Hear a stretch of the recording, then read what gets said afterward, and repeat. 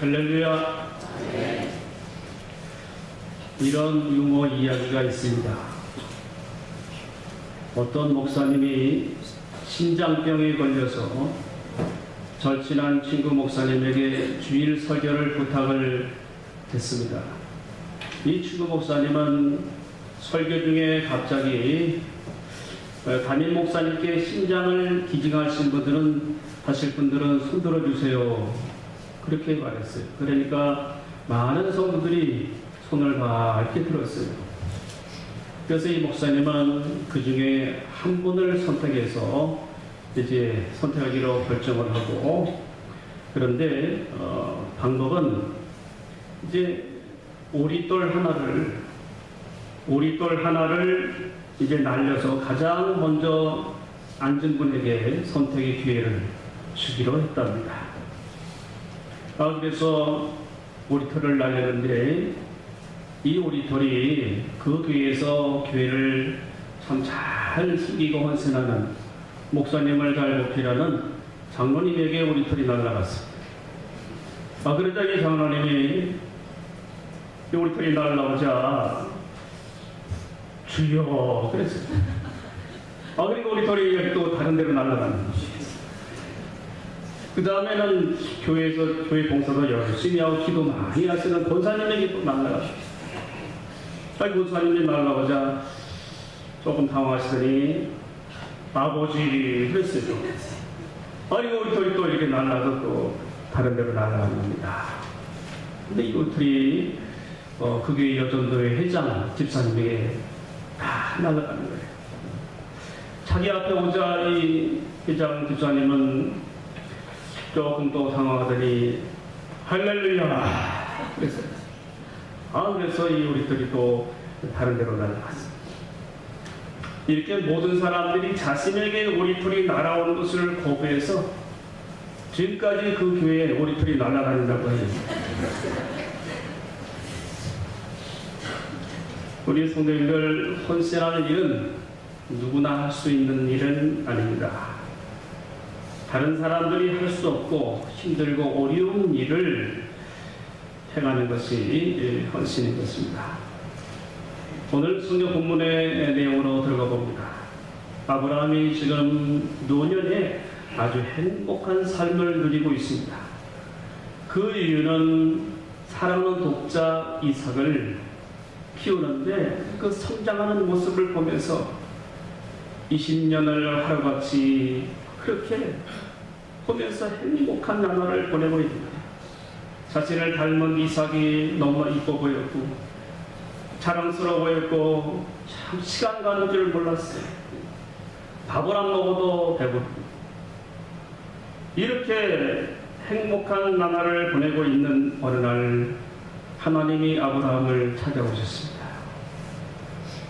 그래 아브라함은 찾아온 하나님을 하나님이 나에게 더 큰 복을 주시기 위해서 이렇게 신방오셨구나 그렇게 생각하고 기쁘게 나아갔어요. 그런데 하나님께서는 아브라함에게 충격적인 명령을 내리셨습니다. 아브라함아, 네 아들 사랑하는 독자 이삭을 데리고 모리아 산으로 데리고 가서 거기서 번제로 내게 드려라. 이 명령의 말씀을 들은 아브라함은 자신의 귀를 의심했습니다. 이것은 아비된 자신이 아들을 짐승과 같이 잡아서 태워서 드리라는 그런 말입니다. 아무리 믿음이 좋아도 아들 드릴 수 없어요. 왜냐하면 이 아들은 하나밖에 없는 아들이기 때문입니다. 아브라함은 다시 아들을 낳을 수 없어요. 이렇게 드리고 나면 그 손이 끊어지면 이제는 더 이상 아무것도 남는 것이 없습니다. 만일 자식을 제물로 드린다면 주위에 있는 모든 사람들이 아브라함을 참 신앙에 미친 자라고 그렇게 이야기할 것입니다. 만일 아들을 드리는 일에 아브라함의 이 식솔들에게 또 이것이 알려진다면 주인이 아들을 죽여서 드린대 이런 말이 퍼지게 되면 이제 그 식솔들도 그 다음에 우리 아들 차례 아니야? 그러면서 불안해할 것입니다. 그러면 보통 문제가 아니에요. 그러면 이 부족에 붕괴가 일어날 수 있습니다. 더 나아가 그의 안에 살아가면 절대로 들지 못해요. 어떻게 어린 아들인데 이 엄마라는 사람은 남편이라도 목숨을 걸 거라도 막을 것입니다. 아무리 생각해봐도 아들을 들일 수 없어요. 아브라함은 이럴 수도 저럴 수도 없는 절망적인 상황에서 깊은 시련에 처했습니다. 자신의 아들 이삭이 자신의 칼에 쓰러져서 죽어가면서 원망과 저주의 눈빛을 바라보면서 그렇게 바라보는 이 아들의 눈망울을 생각할 때 힘들 수가 없고요. 밥도 먹지도 못하고요. 잠도 잘 수가 없었습니다. 하나님에 대해 원망하는 마음이 들었을 것입니다. 하나님 이럴 수가 있습니까? 아니 100세에 주신 아들인데 다시 받으시겠다는 이유가 무엇입니까? 저는 도무지 하나님 아버지를 이해할 수가 없습니다. 이렇게 밤을 지새우면서 항변도 했을 것입니다. 아브라함은 말도 안 되는 하나님의 명령이었지만 자신의 독자를 이삭을 하나님께 드리기로 결심했습니다. 그래 그 다음날 아침에 일찍 일어나서 나귀의 안장을 지고 두 종을 데리고 이제 아들 이삭을 데리고 그리고 나무를 쪼개어서 떠날 채비를 갖추었습니다. 서둘러서 하나님이 지시하시는 모리아 산으로 갈 준비하고 떠난 것입니다. 아브라함이 아침 일찍이 서둘렀어요. 이렇게 믿음으로 결심한 것을 곧바로 실천하기 위해서 바로 움직인 거예요. 그리고 이제 믿음이 흔들리지 않기 위해서 자신의 믿음이 흔들리지 않기 위해서 바로 행동으로 옮겼어요. 여러분 만일 이 일을 그의 아내 사라가 말이죠. 사라에게 의논했다면 이 일이 가능했을까요? 또 아들 이삭하고 의논했다면 아들 이삭이 따라 나섰을까요? 따라 나서지 않았을 것입니다. 또 식솔들에게 누구에게 의논했다면 이 일은 제지를 당했을 것입니다. 그는 어느 누구하고도 의논하지 않고 믿음으로 이삭을 드리기로 결심하고 이렇게 결단하고 출발한 것입니다. 아브라함은 이삭을 데리고 3일 길을 걸었습니다. 긴 여행이었습니다. 3일째 되니까 멀리 모리아산이 이제 보이기 시작합니다. 이때 아브라함은 함께한 종들에게 너희들은 여기서 나를 기다리라. 내가 아들과 함께 가서 예비하고 돌아오겠다. 그리고는 이제 나무짐을 이삭에게 짊어지게 하고 자신은 불과 칼을 쥐고 이제 앞으로 더 나아갑니다. 길을 걸어갑니다. 그런데 이삭이 이상하잖아요. 그래서 하도 이상해서 아버지 불과 칼은 있는데 번제할 어린 양은 어디 있습니까? 이때에 아브라함은 얼마나 그 마음이 가슴에 메어졌겠어요. 아브라함이 하는 말이 어떤 말이었습니까? 아들아, 번제할 어린 양은 하나님이 자기를 위하여 친히 준비하시리라. 드디어 두 사람은 이제 번제를 드릴 장소에 도착했습니다. 아브라함은 그곳에 제단을 쌓았고 나무를 버려놓았습니다. 그리고 단호하게 아들을 결박하고 제단 위에 올려놓습니다. 그리고는 준비된 칼을 가지고 이제 아들을 죽이려고 했어요. 아브라함은 어떻게 이런 믿음을 소유했을까요? 이 믿음은 하나님이 주신 거예요. 아브라함이 믿음이 좋은 것보다는 하나님이 이 아들을 드릴 수 있는 믿음을 주신 것입니다. 이삭 아들보다 하나님을 더 귀중히 여길 수 있는 믿음을 주신 거예요. 이는 그동안 아브라함이 하나님과의 싸운 그 신뢰를 통해서 생겨난 믿음이에요. 아브라함뿐 아니라 하나님은 이삭에게도 믿음을 주셨어요. 여러분 이삭의 나이가 그때 당시에 17세에서 20세로 봅니다. 그런데 이 청년이 늙은 아버지가 결박해서 제단에 올리는 것이 가능했을까요? 가능하지 않습니다. 이삭이 스스로 올라가야 가능해요. 이는 하나님이 은혜를 주셔야 가능하다는 그런 말씀이에요. 하나님은 이삭을 스스로 걸어 올라가도록 믿음을 주신 줄로 믿습니다.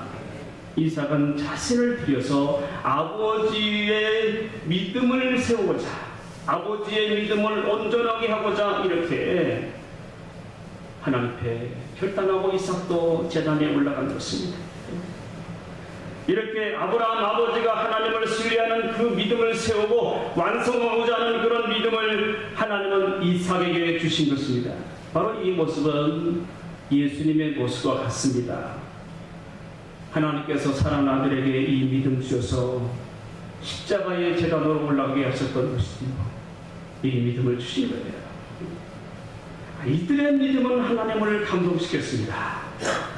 아브라함이 아들 이삭을 단위에 묶어놓고 칼로 내리쳐서 잡으려고 할 때였습니다. 하늘에서 급히 아브라함을 부르는 하나님의 음성이 들렸습니다.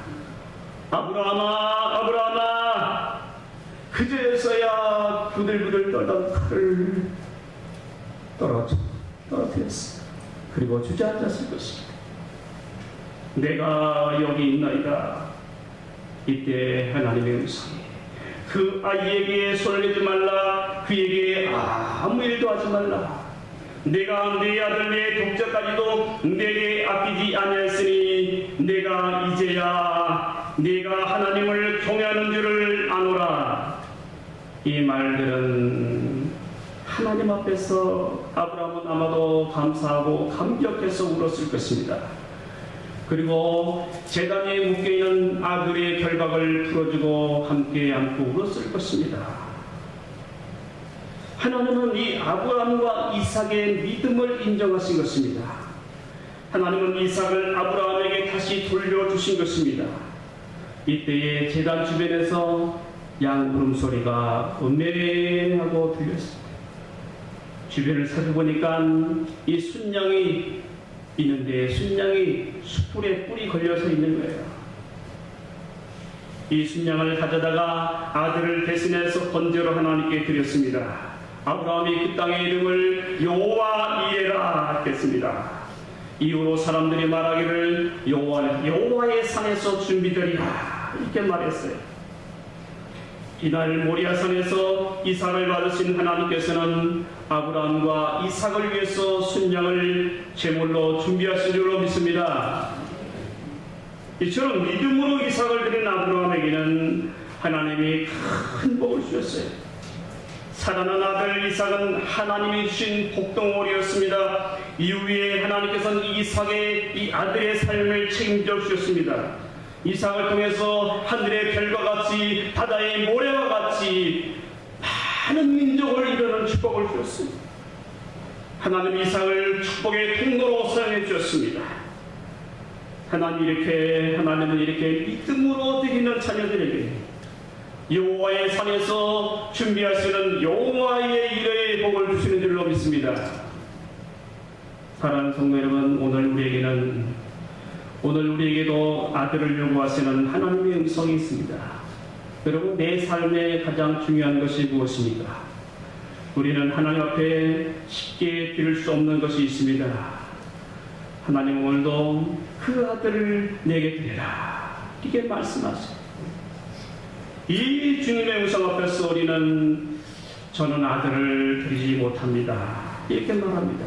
왜 그럴까요?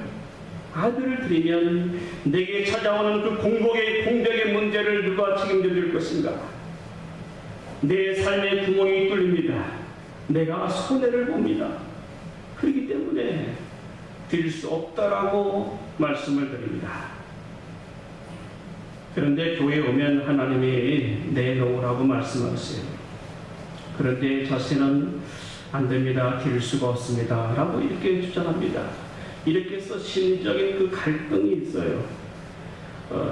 이런 갈등이 있는 성도들은 또한 교회 설교 듣는 것도 참 이렇게 부담스러워합니다. 그래서 이런 성도들 가운데는 이렇게 아들을 드리라고 하지 않는 교회를 찾아다니는 분들이 계세요. 왜요? 아들을 드리기가 힘들어서. 그런데 이런 성도들의 신앙은 성장하지 않고 제자리에서 맴도는 것을 볼 수가 있는 것입니다. 사랑하는 성도 여러분, 사실 저와 여러분은 믿음이 없어서 아들 문제로 고민하는 것입니다. 믿음이 아들을 부리는 중요한 신앙의 요소가 되는 것입니다. 믿음이 없으면 절대로 아들을 드릴 수가 없어요. 오직 믿음으로 드릴 때에 기적이 일어나고, 그런데 자신이 믿음이 있다고 하면서도 드리기를 주저할 때가 있는 것입니다. 우리가 나도 아들을 드리겠다는 결단이 섰다면 우리는 즉시 드려야 될 것입니다. 믿음으로 내가 움직이면 하나님이 움직이셔요. 나를 위해서 하나님은 모든 것을 다 준비해 놓고 기다리시는 분입니다. 어떤 문제도 일어나지 않도록 막아주세요. 아들로 인해서 삶이 망하지 않도록 하나님께서 준비하고 기다리시는 것입니다. 아들을 드리는 자에게 더 큰 복을 주시려고 기다리십니다. 하나님은 아들을 빼앗아가는 분이 아닙니다. 더 좋은 것을 주시려고 움직이시는 분인 줄로 믿습니다. 충남 서산에 있는 시골 교회를 다니던 최의송이라는 고3 학생이 있었습니다. 그 학생에는 세 가지의 꿈이 있었습니다. 하나는 대기업의 사장이 되는 것이고, 또 하나는 대학 교수가 되는 것이고, 또 하나는 교회를 100개 세우는 것이 꿈이었습니다. 하나님이 주신 꿈이었습니다. 그의 어머니는 그를 서울로 대학을 보냈다고 합니다. 이후에 그는 정말 건국대학교 교수가 되었고, 그리고 대여그룹 산하계열의 회사의 사장이 되었습니다. 그런 교회에서 장로 직분을 받게 되었습니다. 그러나 이때 장로님은 나는 교회 100개를 짓고 세우는 꿈을 이룰 수가 없겠다, 이렇게 생각하게 되었어요. 왜냐하면 너무 바빴기 때문에 회사 일도 그렇고 학교 일도 그렇고 겨를이 없었어요. 그는 기도하고 바로 자신의 대학 교수직과 대기업 사장 자리를 포기하기로 결심했습니다. 이때 주위에 많은 사람들이 말렸다 그래요. 아니, 왜 그렇게 존경받고 안정적인 생활을 벌이려고 합니까? 하고 반대를 했다 그럽니다.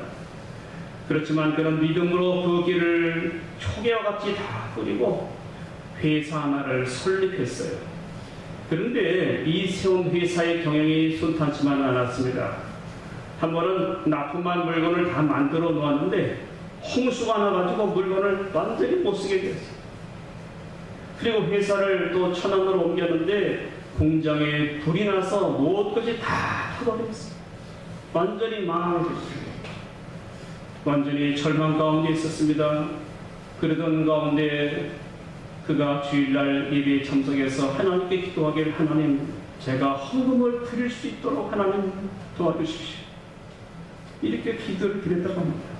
그런데 기도 중에 갑자기 하나님이 마음속에 음성이 들리기를, 너에게 돈이 있지 않느냐, 그런 하시는 그런 말씀에 생각을 주시는 거예요. 알고 보니까 이 장로님의 부인이 다른 사람에게 돈을 꿔준 일이 있었는데 그것을 까마득하게 잃어버렸던 거예요. 그래서 그 돈을 다시 찾았다고 합니다. 찾아서 미련을 두지 않고 하나님 앞에 선물로 감사함으로 이 헌금을 드린 거예요. 그때 당시의 상황, 채권단이 32명이 은행에서 자신의 모든 재산에 압류를 하고 딱지를 다 붙인 상황이었다는 거예요. 그런데 믿음으로 헌금을 드린 후에 갑자기 말이죠, 채권단들이 모여서는 이 최 사장은 이렇게 쓰러질 사람이 아닙니다. 우리 한 번 더 기회를 줍시다 하고 돈을 더 많이 빌려줘서 그래서 회사가 다시금 일어나게 됐다는 거예요. 이렇게 해서 회사가 성장했고 하나님 주시는 큰 복을 받아서 대의 그룹이 되었습니다. 직원이 1,500명이나 되고 세계 여러 나라의 7개 회사를 세운 회장이 되었습니다. 지금은 교회를 말이죠, 하나님 앞에 100개를 세워드리겠다고 소원했는데 99개 교회를 건축해서 드렸다는 거예요. 할렐루야. 자신이 직접 땅을 사고 벽돌을 나르고 공사를 하면서 이렇게 열심으로 하나님께 봉헌해 드렸는데 외국의 교회를 더 많이 세우셨어요. 이렇게 하니까 하나님께서는 이 하나님을 놀랍게 축복해 주셨어요. 이것은 말이죠, 믿음으로 드린 거예요. 5대째 믿음의 집안에서 태어난 그는 어머니에게 신앙교육을 잘 받았다 그래요. 가장 중요한 것은 너는 주일 성수 차려야 된다. 철저하게 11조 생활해야 된다. 그리고 담임 목사님께 순종해야 된다. 이렇게 가르쳤다는 거예요.